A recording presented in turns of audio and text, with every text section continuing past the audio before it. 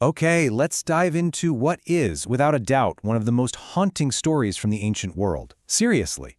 It's this chilling tale of what happens when absolute power meets terrifying madness, and how it can completely destroy a person's identity.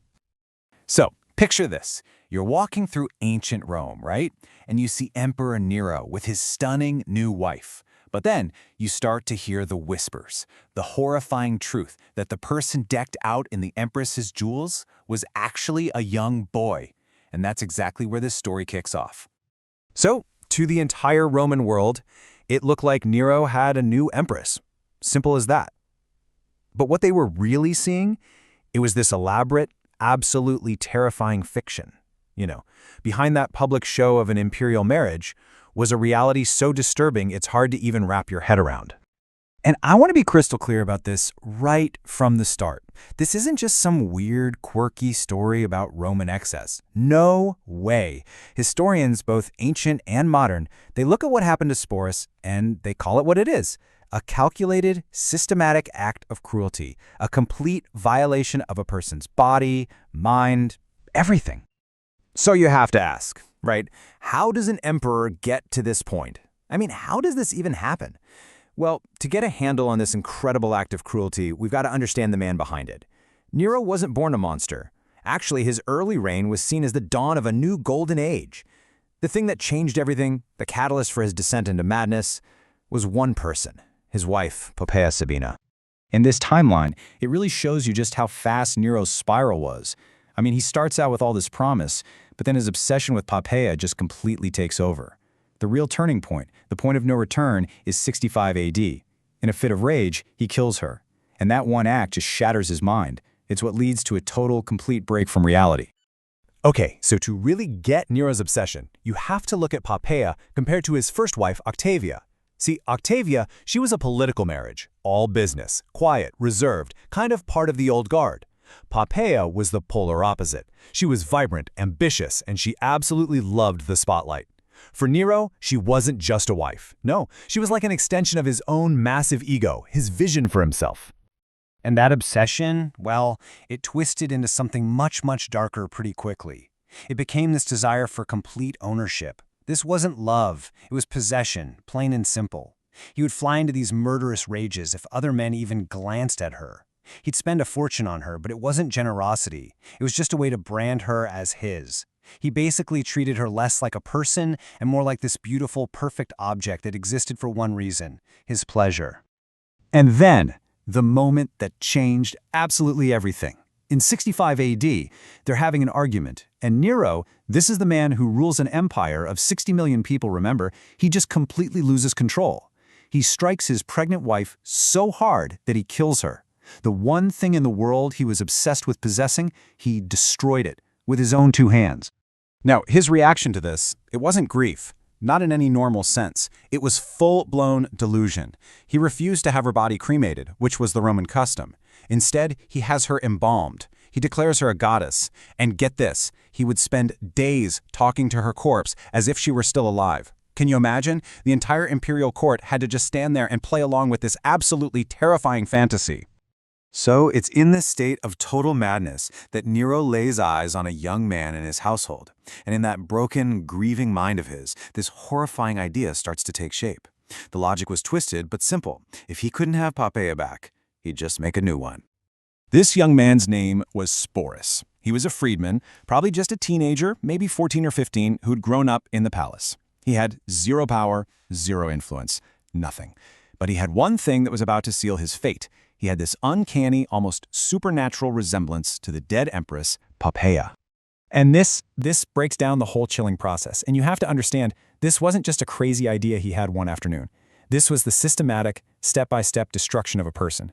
First, he's selected. Then he's subjected to a brutal, irreversible castration. Then his name, Sporus, is legally erased. He's now called Sabina. Then came the re-education. He was taught how to walk, talk, and act like a woman, down to the tiniest gesture. And the final step, a huge public wedding, where Nero basically forced the entire world to accept his fantasy as fact. So, what was life actually like for this new empress? Well, Sporus was now trapped. He was living in a gilded cage, forced to put on this constant, high-stakes performance, pretending to be the ghost of a dead woman. And the stakes couldn't be higher. One wrong move, one slip-up, and it could cost him his life. I mean, just try to imagine his reality for a second.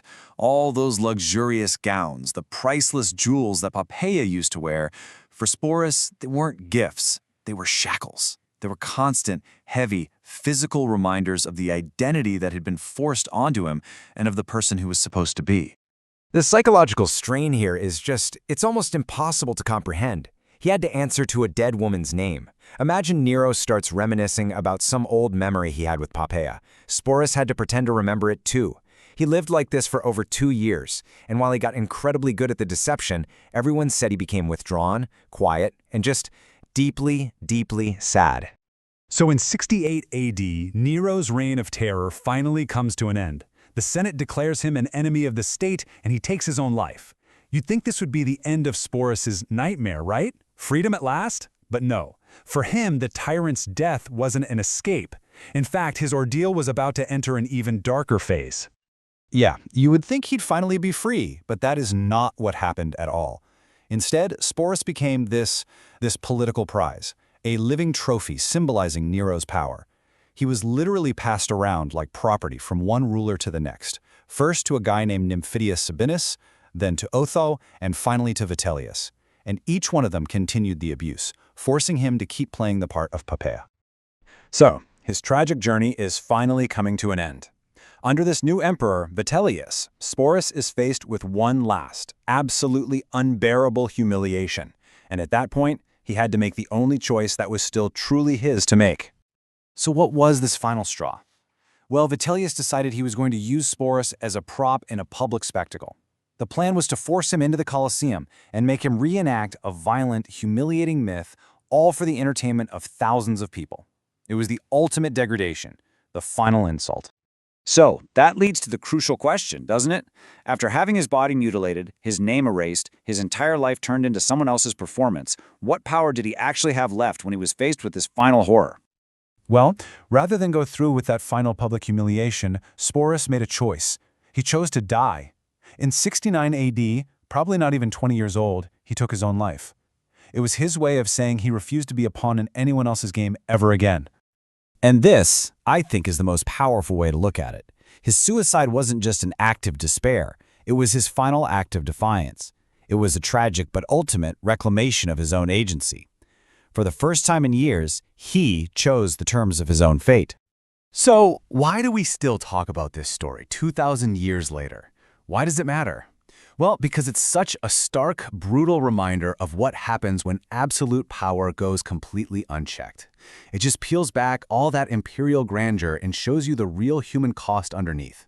It's a story about the desperate fight for your own identity, and it's a testament to both the absolute worst of human cruelty and the incredible resilience of the human spirit. And that leaves us with maybe the most haunting question of all. We know so much about the performance he was forced to give, but we know almost nothing about the person he was before all this. Who is the real Sporus? What were his hopes, his dreams? What kind of life was stolen from him forever? And that's the true tragedy here. It's the part of the story that history can just never fully give back to us.